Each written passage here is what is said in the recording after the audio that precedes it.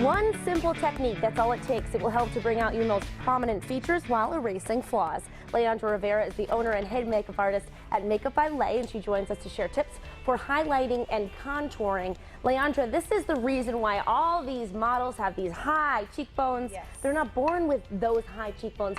It's all in the makeup. Yes, definitely. This is a technique to pretty much showcase those natural features or intensify the features a bit more to have them show out a little more. Great. So this is one simple technique that anyone can do. Yes. It just requires the right tools and the right colors. Yes, most definitely. And it takes a little bit more time because in order to avoid any streakiness on the face, the more you blend, the better. It's all about blending. All right, so Kaylani is the model today, and she's over here. Now you're going to demonstrate exactly how to get that look, the high cheekbones, the bright under eyes. Yes, Okay. most definitely. So on this side, she's completely blended. Pretty much we took the three colors that we're going to use on her face. Each face is customized just because skin tone is different, but you're always going to want the lightest light and the darkest dark. Now the lightest light will be your highlight, the darkest dark will be your contour. Okay.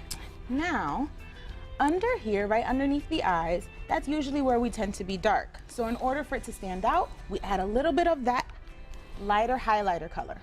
So I already applied that here.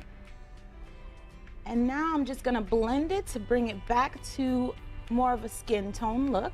Now you're using all cream concealer, no powder here. Yes, correct. And usually this is just the base, and then we'll set it with a setting powder so everything stays intact and doesn't shift or move once we start sweating or smiling or just... So that all those colors stay where they're supposed to be. Definitely, definitely. And that's the biggest thing, is just take that extra time to blend.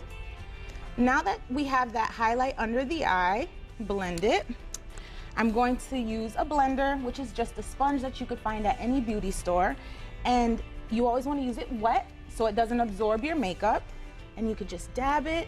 And it's nice, it's almost like a refreshing face massage, but it also helps blend it down and take the excess makeup off so it blends to a nice skin tone complexion. Okay, so now she has the bright under eyes, that's the lightest light. Now that line, that blatant line that's on her cheek, you Yes. put that right under her cheekbone? Right under the cheekbone, just so that shadow, it could cast a shadow and define it a little bit more.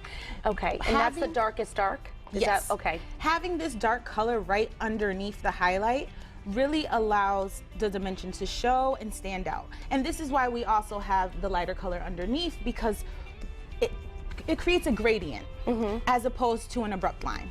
Now, this is the kind of thing where you can't judge the beginning stages Oh no, not at all. and think that's how you're going to look, because if Yes. we'll have some pictures to show that show the entire process. There's Yes. the word I'm looking for, process. But thank you, Leandra.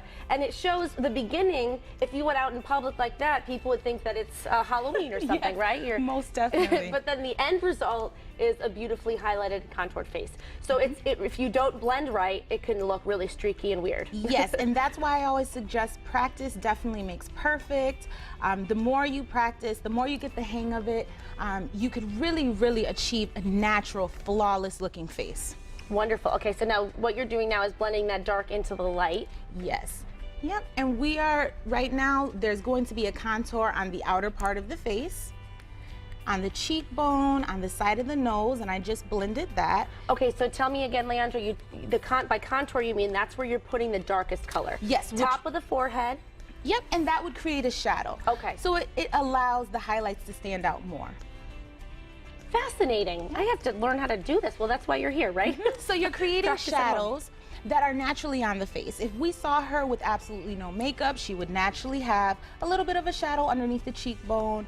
And in order to stand out, to make the nose stand out and everything, that's when we bring back these shadows right on the side. We bring a nice highlight right down the middle of the nose. And in photography, it really reads very, very well and really natural, because it keeps that same look that you're used to when you don't have any makeup. Right, so a lot of these celebrities that we see in magazines and on the cover of magazines, they didn't wake up like that. They've got all that highlighting and contouring on to look like the bright under eyes and the high cheekbones. Yes, Kim Kardashian is... And sorry to interrupt you, Leandra, we actually are going to check in. There's an NBC News special report right now.